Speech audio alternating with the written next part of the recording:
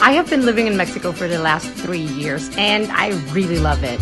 Mexico is affordable and offers a great quality of life. When the pandemic hit in 2020, I've seen a great spike of digital nomads flocking Mexico, and today I am going to share to you how I got a Mexico residency visa in just a week.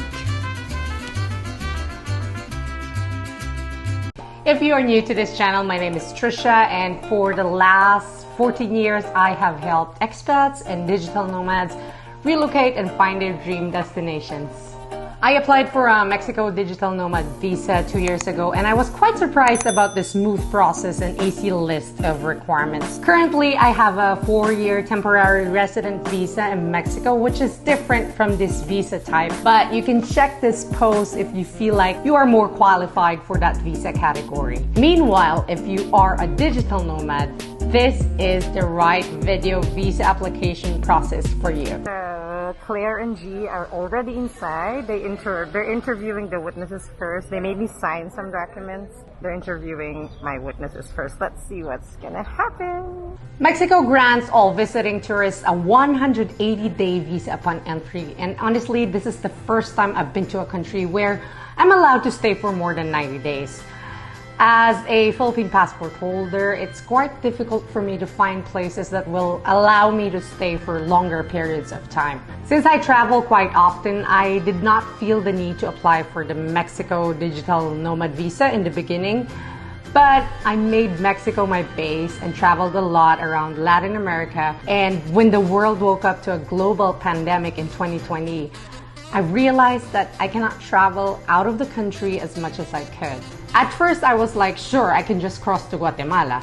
But as you know, Filipinos like me need a visa to almost every country in the world, including Guatemala. So that wasn't an option for me. I even need to apply for a tourist visa to Mexico as a Philippine passport holder. I had to go to the embassy to process my 180-day tourist visa. But the good thing is Mexico is a member of the OECD, so I can enter the country using my valid Japan, USA, Canada, and Schengen visas. Note that even if I'm a Philippine passport holder, this visa application process in Mexico is applicable to all nationalities. The requirements are all the same no matter where you are from. First, let's try to explain what Mexico Digital Nomad Visa really means. Mexico's Digital Nomad Visa is not really called the Digital Nomad Visa. This is probably the first time you're hearing about it online, because this visa is called no lucrativo or non-lucrative, and it is especially for entrepreneurs, individuals, retirees, and digital nomads who can prove that they can financially support themselves by living in Mexico. It is also referred to as visa temporal, temporary resident visa, which allows you to live and work online in Mexico for a year. The first application is the hardest part, and you will only get a 1-year visa. This will happen for the next 3 years, and you have to renew it yearly. On the 3rd year, you will be eligible to apply for a permanent residency visa or PR. A non-lucrative visa does not allow you to work in any Mexican company. You must show proof that you are earning from a company outside of Mexico. If you want to work for a Mexican company, then that's a different ballgame with a much complicated process. Next, let's discuss the Mexico Temporary Resident Visa through NOT or NUT. NOT means Número Único de Trámite, and it's only for those who are going to Mexico to work for a Mexican registered company, foreign or local. So for example, if you are to work for a Canadian or American real estate company in Mexico, they are technically registered in Mexico as a business, even if the owners are foreigners. In this case, you need to apply for a temporary resident visa in Mexico through NOT. This post is only for non-lucrative activities, so I was not required to apply for NOT, but you can check the requirements for a temporary resident visa in Mexico through NOT before applying, and also see if you're qualified for that visa category. Now, do you really need to apply for a Mexico Digital Nomad visa? Good question. Actually, they are not very strict with online workers. You can enter Mexico with a 6-month tourist visa and work remotely from here. However, in the event that you are caught by the authorities, they have the right to deport you or fine you. I know it's strange, especially if you're working for a company outside of Mexico, but like, what do they care? Doesn't it work that way anywhere? The chances of you getting caught are super low. The INM, which is the National Institute of Immigration in Mexico, do monthly sweeps in popular destinations in Mexico like Sayulita and Cancun. Honestly, the INM is just looking for undocumented people who work in bars, as there are a lot of those. However, if you are where they are at the wrong time, the INM officer has the right to check your visa status. I've only experienced this twice, and luckily I wasn't violating any visa rules in Mexico. Since I have the residency permit, they did not ask me for anything else. And if you get caught, you can just present your tourist visa, and as long as it is not expired, they cannot do anything to you.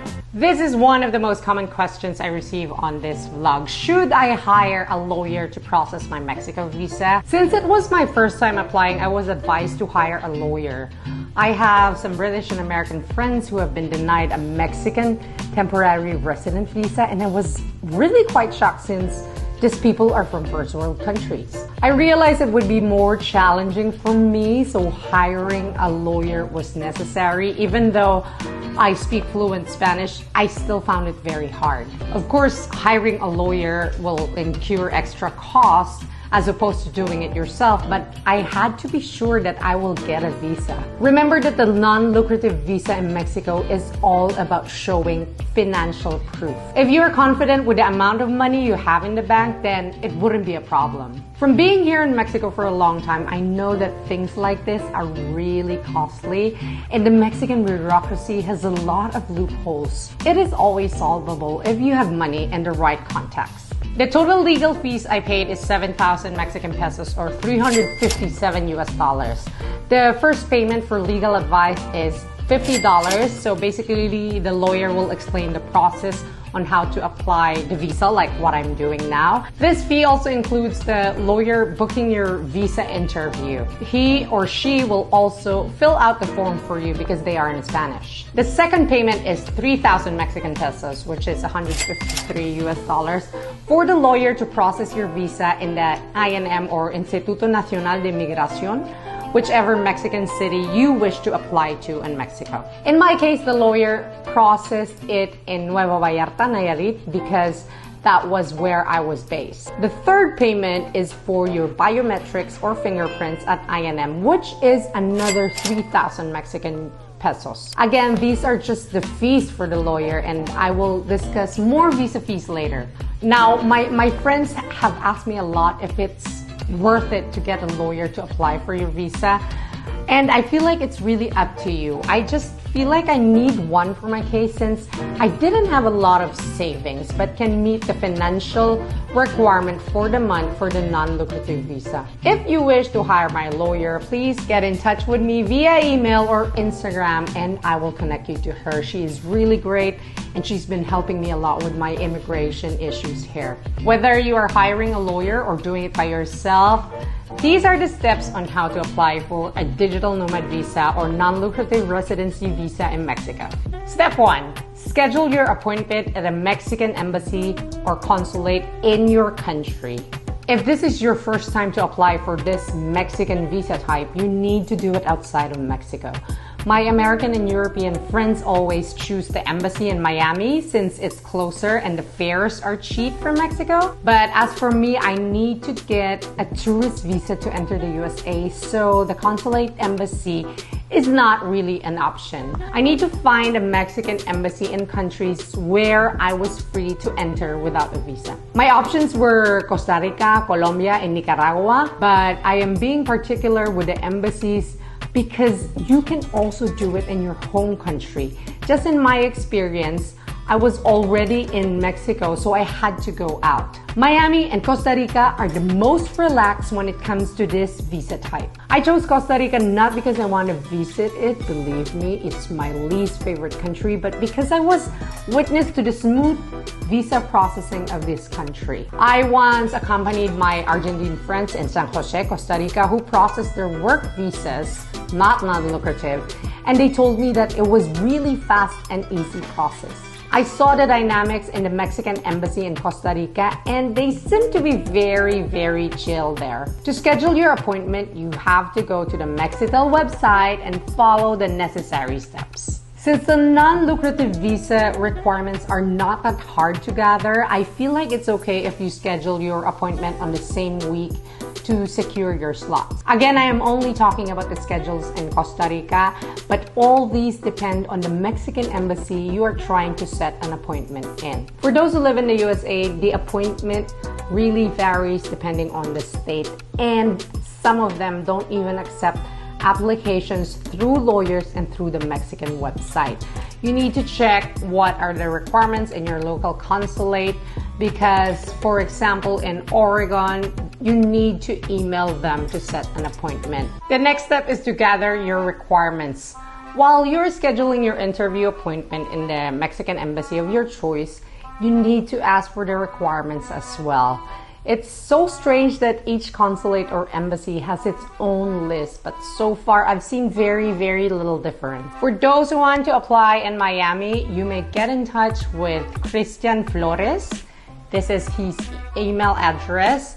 I asked for the Miami requirements just in case, and they were very kind enough to send it via email. Meanwhile, here's what the Embassy of Mexico in Costa Rica required. Duly filled out visa application form, which you can download here.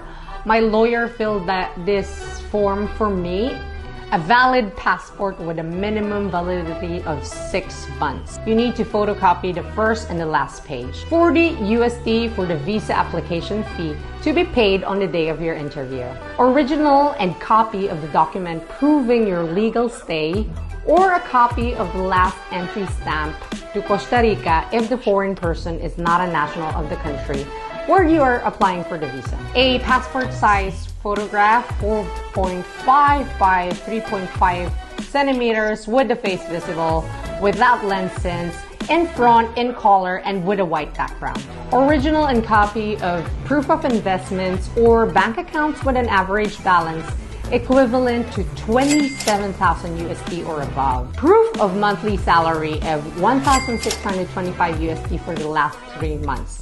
In my case, I printed 12 bank statements because my lawyer suggested it's better to have the whole year's financial report as opposed to only 3 months. Proof of employment with the letterhead of the company. Of course, if you own your company like I do, I just showed proof of registry of my online business.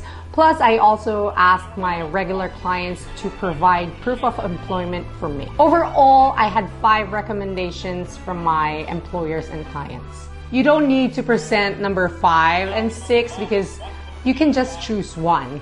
I have a Mexican bank account, but since I am not a Mexican national, I need to show proof from my bank in my home country, which is a pain because I already stopped using that bank. 6 months prior to my appointment, I had to make sure that I was depositing $2,000 to my Philippine bank account just to make a record.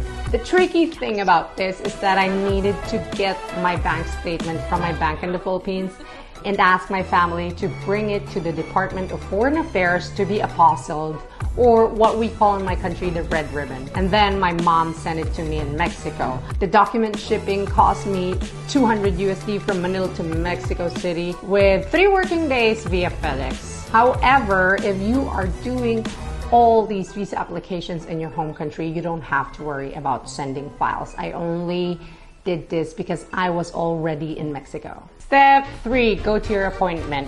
Appointments should not take long, but please remember to go at least an hour early. In Costa Rica, there were 2 embassies on Google Maps, but one is actually the consulate. I was in the consulate, but my interview was in the embassy, so these are 2 different things, so make sure that you have the right address. I was an hour late, but they still allowed me to come in, so thank God.